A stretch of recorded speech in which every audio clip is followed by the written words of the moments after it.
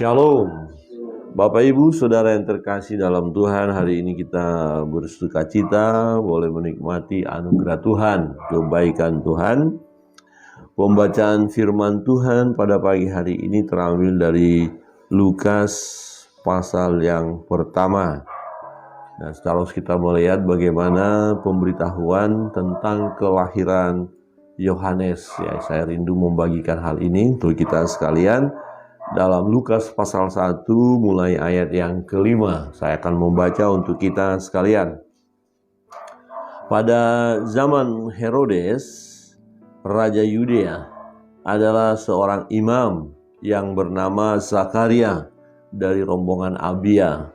Istrinya juga berasal dari keturunan Harun, namanya Elisabet. Keduanya adalah benar di hadapan Allah dan hidup menurut segala perintah dan ketetapan Tuhan dengan tidak bercacat. Tetapi mereka tidak mempunyai anak sebab Elisabet mandul dan keduanya telah lanjut umur. Pada suatu kali, waktu tiba giliran rombongannya Zakaria melakukan tugas keimaman di hadapan Tuhan, sebab ketika diundi sebagaimana lazimnya untuk menentukan imam yang bertugas, dialah yang ditunjuk untuk masuk ke dalam bait suci dan membakar ukupan di situ. Sementara itu seluruh umat berkumpul di luar dan sembahyang. Waktu itu adalah waktu pembakaran ukupan. Maka tampaklah kepada Zakaria seorang malaikat. Seorang malaikat Tuhan berdiri di sebelah kanan mezbah pembakaran ukupan. Melihat hal itu ia terkejut dan menjadi takut. Tetapi malaikat itu berkata kepadanya, "Jangan takut, hai Zakaria, sebab doamu telah dikabulkan dan Elisabet istrimu akan melahirkan seorang anak laki-laki bagimu, dan haruslah engkau menamai dia Yohanes. Engkau akan bersukacita dan bergembira, bahkan banyak orang akan bersukacita atas kelahirannya itu. Sebab ia akan besar di hadapan Tuhan, dan ia tidak akan minum anggur atau minuman keras, dan ia akan penuh dengan Roh Kudus mulai dari rahim ibunya. Ia akan membuat banyak orang Israel berbalik kepada Tuhan Allah mereka. Dan ia akan berjalan mendahului Tuhan dalam roh dan kuasa Elia untuk membuat hati bapa-bapa berbalik kepada anak-anaknya dan hati orang-orang durhaka kepada pikiran orang-orang benar. Dan dengan demikian menyiapkan bagi Tuhan suatu umat yang layak baginya." Lalu kata Zakaria kepada malaikat itu, "Bagaimanakah aku tahu bahwa hal ini akan terjadi? Sebab aku sudah tua dan istriku sudah lanjut umurnya." Jawab malaikat itu kepadanya, "Akulah Gabriel yang melayani Allah, dan aku telah diutus untuk berbicara dengan engkau dan untuk menyampaikan kabar baik ini kepadamu. Sesungguhnya engkau akan menjadi bisu dan tidak dapat berkata-kata sampai kepada hari di mana semuanya itu terjadi, karena engkau tidak percaya akan perkataanku yang akan nyata kebenarannya pada waktunya." Sementara itu orang banyak menanti-nantikan Zakaria. Mereka menjadi heran bahwa ia begitu lama berada dalam bait suci.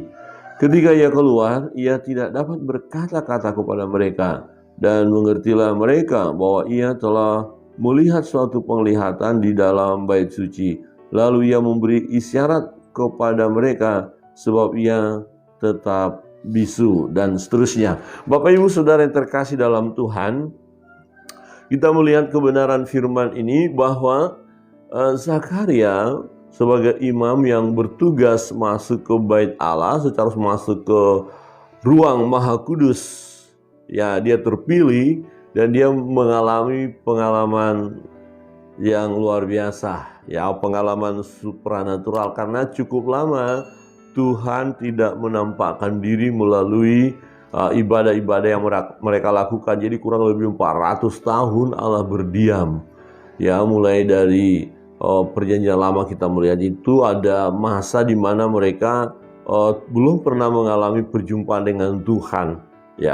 di dalam mereka melakukan ibadah ya ketika masuk ke ruang Maha Kudus itu. Nah, pada saat Imam Zakaria masuk, Allah menyatakan diri, Allah menampakkan diri melalui malaikatnya ya, ada lawatan Tuhan. Nah, ini sesuatu hal yang luar biasa dan taulah mereka bahwa sesuatu terjadi. Nah, ketika Imam Zakaria cukup lama di dalam, tadi dikatakan ada apa gerangan. Nah, bagi Imam Zakaria sendiri, ya apa yang terjadi ketika dia keluar, dia tidak bisa bicara, dia bisu ya. Dia hanya memberikan isyarat saja kepada orang-orang yang menantikan dia tadi. Nah, di ayat 25 berkata, inilah suatu perbuatan Tuhan bagiku dan sekarang ia berkenan menghapus aibku di depan orang. Nah, kita tahu bahwa imam ini bersama istrinya Elizabeth tidak punya keturunan, tidak punya anak, dan mereka sudah tua ya, sudah tua. Secara manusia tidak akan mungkin punya anak ya. Nah, mereka orang-orang yang hidup benar. Di ayat 6 berkata, keduanya adalah benar di hadapan Allah dan hidup menurut segala perintah dan ketetapan Tuhan dengan tidak bercacat. Tetapi mereka tidak mempunyai anak sebab Elizabeth mandul dan keduanya telah lanjut umurnya. Nah, Zakaria, Imam Zakaria itu apa dari Yohanes ya? Kita melihat bagaimana mereka ya, Imam Zakaria dan Elizabeth ini orang yang hidup benar. Ya, hidup benar dan tak bercacat. Artinya mereka kudus, hidup kudus, menyenangkan hati Tuhan, setia, taat, melakukan hal yang benar, tetapi juga ada masalah yang mereka hadapi. Yaitu mereka tidak punya anak. Ya, Elizabeth mandul. Nah, bagian pertama kita mau belajar dari kisah kehidupan Imam Zakaria dan Elizabeth, orang yang benar di hadapan Tuhan. Ya, ternyata Tuhan izinkan juga menghadapi masalah, ya, menghadapi pergumulan. Ya, jadi suami istri yang tidak punya anak tentu ini satu pergumulan. Bahkan dikatakan tadi ayat terakhir, ketika mereka punya anak, Imam Zakaria berkata Tuhan menghapus aibnya. Ya, jadi kalau sebelumnya dia tidak punya anak, ini menjadi satu pergumulan berat bagi Imam Zakaria. Nah, jangan pernah kita berpikir, Bapak Ibu Saudara yang terkasih dalam Tuhan, karena kita setia kepada Allah, memuji Allah, memuliakan Tuhan, setia beribadah, kemudian semuanya akan beres, semuanya akan baik-baik saja. Tidak. Ya, walaupun kita hidup sungguh-sungguh di hadapan Tuhan, ya seperti Elizabeth dan Imam Zakaria melakukan hal yang benar, hidup tak bercacat, tetapi mereka juga diperhadapkan dengan pergumulan, dengan persoalan, ya, dengan masalah, yaitu tidak punya anak, dan ini menjadi sesuatu yang susah ya bagi mereka. Maka dikatakan aib, ya. Nah, yang kedua kita melihat bagaimana ya doa mereka dikabulkan. Nah, ketika malaikat itu datang dan menghampiri ya imam ini, dikatakan bahwa doanya terkabulkan ya. Mereka berdoa datang kepada Tuhan dan mereka diperhatikan oleh Tuhan. Di ayat 13, tetapi malaikat itu berkata kepadanya, jangan takut hai Zakaria, sebab doamu telah dikabulkan, dan Elizabeth istrimu akan melahirkan seorang anak laki-laki bagimu, dan haruslah engkau menamai dia Yohanes. Menarik ya, doamu telah dikabulkan. Doamu telah dikabulkan. Tetapi kadang-kadang kita berpikir, loh apa nggak terlambat kira-kira ya? Kita sudah berdoa cukup lama kok nggak dijawab. Mungkin sudah nggak bakalan dijawab deh. Kalau gitu ganti doa begitu ya, ganti pokok doa. Ya, saya yakin dan percaya doa ini sudah cukup lama. Ya, bagaimana seorang suami istri baru menikah, ya doa yang mereka panjatkan supaya mereka diberkati dan punya keturunan sampai pada masa tua. Bagaimana ini? Tentu mereka sudah lupa ya. Udahlah, terima. Dan bahkan dikatakan Elisabet istrinya mandul dan sudah tua. Bagaimana ini bisa terjadi? Tapi malaikat itu berkata apa? Doamu telah dikabulkan. Wow, ini cukup lama menantikan. Nah, kita perlu belajar dalam bagian ini untuk bersabar menantikan jawaban doa-doa kita dari Tuhan. Jangan kita mudah putus asa, jangan mudah kita menyerah ketika doa permohonan kita belum dikabulkan oleh Tuhan. Mungkin ketika kita berpikir tentang apa yang kita doakan adalah tidak akan mungkin lagi terjadi. Seperti Zakaria dan Elisabet, bagaimana mungkin Elisabet yang sudah tua dan mandul itu bisa punya anak lagi, bisa mengandung? Itu sesuatu yang tidak mungkin. Tetapi firman Tuhan katakan bahwa doamu telah dikabulkan oleh Tuhan. Jadi sesuatu yang tidak mungkin bagi kita, itu mungkin bagi Allah. Ya, mungkin bagi Allah. Kadang-kadang kita sudah lupa apa yang kita doakan, itu bisa terjadi.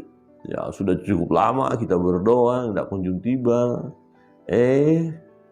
Tahu-taunya Tuhan kemudian jawab. Ya, bagi kita sudah cukup terlambat, tapi bagi Tuhan tidak ada yang terlambat ya. Waktu Tuhan adalah waktu yang terbaik. Jadi di sini Tuhan mau menyatakan mujizatnya. Walaupun ya Zakaria orang yang beriman ini, yang hidup benar di hadapan Tuhan ini, seorang imam besar ya, imam yang bertugas ya masuk ke bait Allah ya. Sekalipun dia adalah seorang imam, tetapi oleh karena peristiwa ini sesuatu hal yang dahsyat, yang sulit untuk diterima secara akal, akhirnya juga dia ragu-ragu. Ya dia nggak percaya juga ya. Dia bertanya, apa tandanya? Bagaimana ini bisa terjadi? Bagaimana? Apa tandanya? Kira-kira begitu ya. Wah, ini sesuatu hal yang pertanyaan besar tentunya. Dan kemudian malaikat itu berkata, karena kamu nggak percaya, tandanya ada, kamu nggak bisa bicara. Ya, akhirnya dia bisu sampai anak itu lahir ya. Itu juga bentuk disiplin juga ya buat Zakaria karena dia tidak percaya. Tetapi memang ya kita harus jujur mengakui betapa sulitnya untuk mempercayai firman Tuhan ya. Jujur saja kita mengatakan, karena keterbatasan pikiran kita ya. Ini kan Elisabet sudah tua dan mandul ya. Zakaria juga sudah tua dan sudah cukup lama berdoa, tapi kan nggak kunjung tiba. Pada saat giliran sudah tua begini dikatakan punya anak, bisa nggak? Ayat 18, lalu kata Zakaria kepada malaikat itu, bagaimanakah aku tahu bahwa hal ini akan terjadi? Sebab aku sudah tua dan istriku sudah lanjut umurnya. Ya, seringkali kita diperhadapkan seperti apa yang dialami oleh Imam Zakaria. Kadang-kadang kita, ya Tuhan, mungkinkah Tuhan keadaan saya begini? Apa yang bisa saya buat Tuhan untuk ini?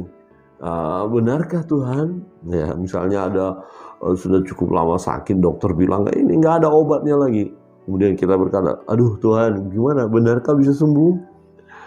Kita butuh untuk suatu usaha, harus banyak dana yang kita butuhkan, padahal kita nggak punya. Tuhan, benarkah bisa usaha ini akan berjalan? Nggak ada modal. Dari mana dapat uang ini Tuhan? Banyak hal lagi ya, kita bergumul. Tetapi kebenaran firman Tuhan pada pagi hari mengingatkan kita bahwa bagi Tuhan tidak ada yang mustahil. Dan bagi orang percaya tidak ada yang mustahil. Ada amin? Nggak ada yang mustahil. Mungkin kita bertanya, bagaimana aku tahu bahwa hal ini akan terjadi? Dan malaikat itu berkata, engkau tidak akan dapat bicara. Bisu ya. Jawab malaikat itu kepadanya, akulah Gabriel yang melayani Allah, dan aku telah diutus untuk berbicara dengan engkau dan untuk menyampaikan kabar baik ini kepadamu. Ya, Gabriel berkata, ini kabar baik untukmu. Bapak Ibu Saudara yang terkasih dalam Tuhan, kita harus percaya kepada kuasa Tuhan. Tuhan sanggup melakukan bagi kita sesuatu yang tidak mungkin bagi kita secara manusia. Kita akan berkata ini nggak mungkin, impossible. Tetapi bagi Tuhan itu bisa terjadi. Ya, masalahnya di sini adalah iman kita.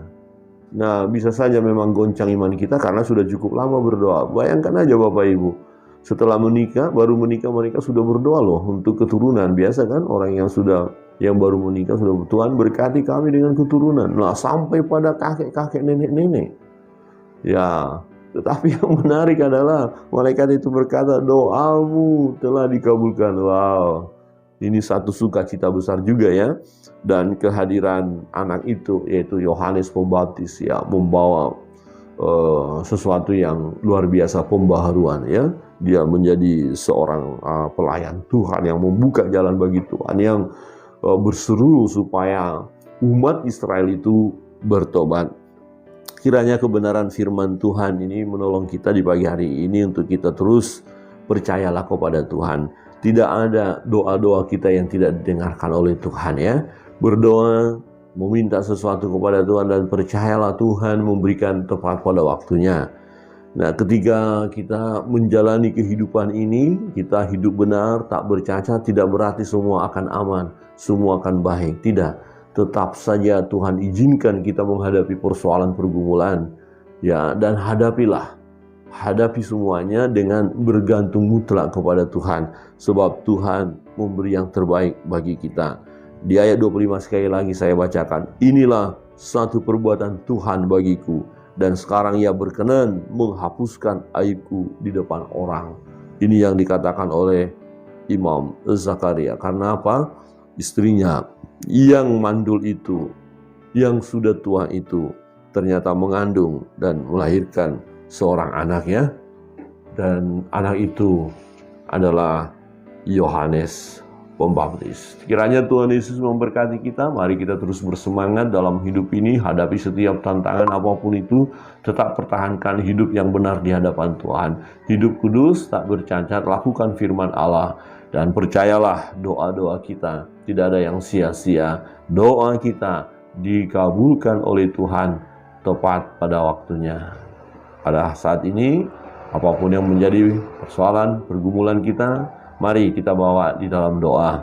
Percayalah Tuhan akan menjawabnya tepat pada waktunya.